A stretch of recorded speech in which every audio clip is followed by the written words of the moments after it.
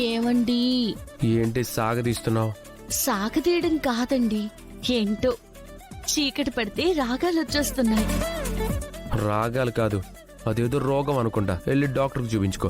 మీరంటే పిచ్చిష్టమన్న రోగం తప్ప నాకింకా ఏ రోగాలు లేవు.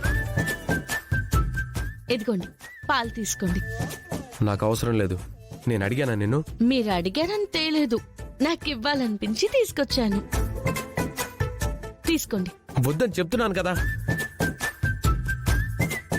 ఎందుకలా సీరియస్ అయిపోతున్నారు?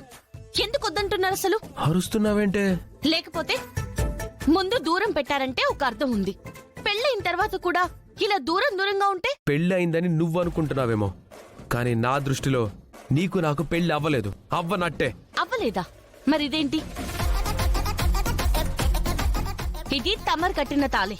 తెలియక కట్టానే. తెలిసి కట్టినా తెలియక కట్టినా మీరు కట్టింది తాళే, జరిగింది పెళ్ళే.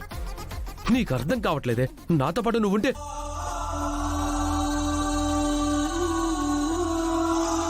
ఉంటే ఏం లేదు.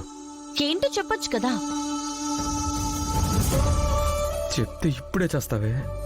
ఎదిగో, నేను తీసుకొచ్చిన పాలు మీరు తాగకపోతే నేను అలుగుతాను. ఈ పిచ్చిదానికి మ్యాటర్ తెలీదు, ఇంకా నా మీద ఆశలు పెంచుకుంటుంది.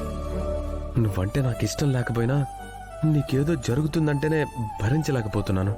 ఇండైరెక్ట్ గా దీంతో విడాకుల టాపిక్ మాట్లాడితే అసలు ఒపీనియన్ ఏంటో తెలుస్తుంది కదా. చూద్దాం. ఏంటి, నిజంగానే అలిగావా? బొంగమూతి కూడా పెట్టుకున్నాను, కావాలంటే చూడండి.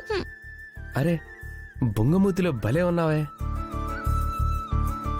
ఏంటి, కాంప్లిమెంటా? అవును, నువ్వలా బొంగమూతి పెడితే నేను చూడలేను, కానీ పాలిటివ్ తాగుతాను. నిజంగా?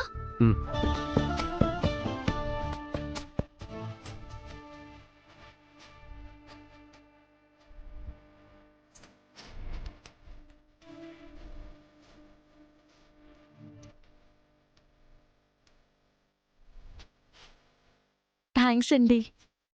మనలో మనకి థ్యాంక్స్ ఏంటి?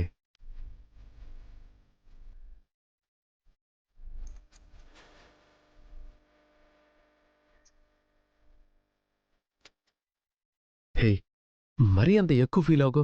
రా కూర్చో, మాట్లాడుకుందాం.